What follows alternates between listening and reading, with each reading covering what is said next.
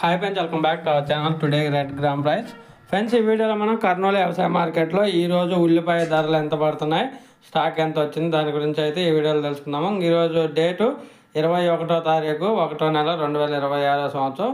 ఇక్కడ కర్నూలు వ్యవసాయ మార్కెట్కి ఈరోజు మొత్తం స్టాక్ చూసుకుంటే ఉల్లిగడ్డలు 529 క్వింటాలు రావడం జరిగింది.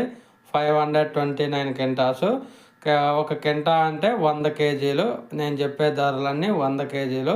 ఇంకా కనిష్ట ధర 1175 రూపాయలు, 1175 రూపీస్ ఒక కింటా కనిష్ట ధర.